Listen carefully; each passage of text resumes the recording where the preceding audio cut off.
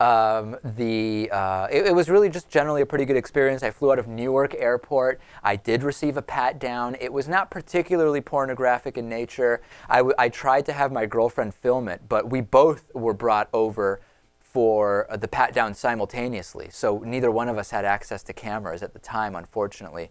I have to say, it was a pretty extensive pat down. Really, I told the story of when the individual, the TSA agent's fingers were inserted between my pants and underoos, and it was violently shaken out, kind of trying to let air in. I don't know what it was, and this guy was pretty aggressive. I have to say, that's the move, I guess. And then he was very formal, saying, "I'm going to be using the back of my hands and going until I meet resistance," and all this stuff. They give you a whole spiel now. And then, of course, do you want to do this in private, which is always it's nice and it's romantic. I understand, that they're trying to just be polite about the whole thing, but it's just a little creepy when that happens.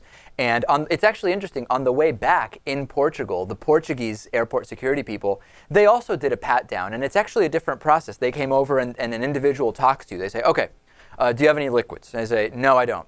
"All right, let's see. Do you have a laptop in there?" "Yes." "Okay, put that here." "All right, just put your arms up real quick. I'm just going to check." And they basically do a pat down that clearly is just as effective as the one that the TSA does, which is mildly effective at best.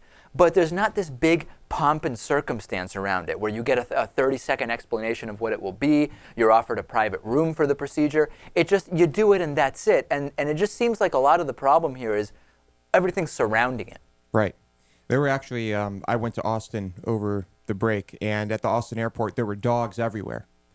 And this woman is walking around where people are sitting, waiting for their flight, not just at security. Right. The dog is sniffing all over the place. Yep. And I'm thinking to myself, if this dog finds, I don't know, a little packet of cocaine or marijuana on one of these people, how does that affect my security? Right. How does that affect anything? Well, interesting you mentioned that, because when I flew back, one of the dogs was sniffing around near the baggage claim. And as I was starting to walk away, it hit on something. And I had never been around when the dog actually believes it has smelled drugs. The dog went completely nuts. And it wasn't a very big dog, but it was very clear that the dog had hit on something, and some people were probably in for several hours of investigation, I would say.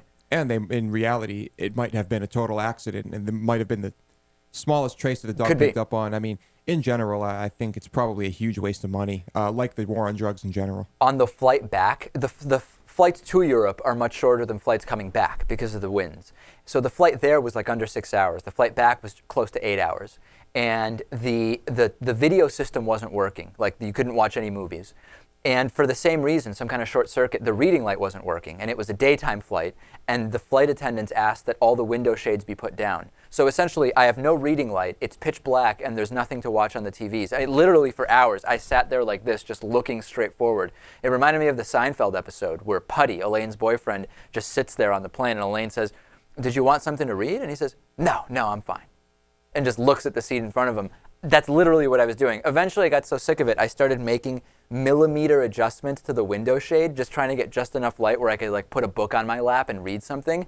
And right away, as soon as any light comes in, you hear people going, because you're waking them up, you're disturbing people. I'm supposed to sit there in darkness with nothing to do for 8 hours? See, if you could bring some drugs with you on the plane, yeah, you wouldn't have this problem. You could just knock yourself out.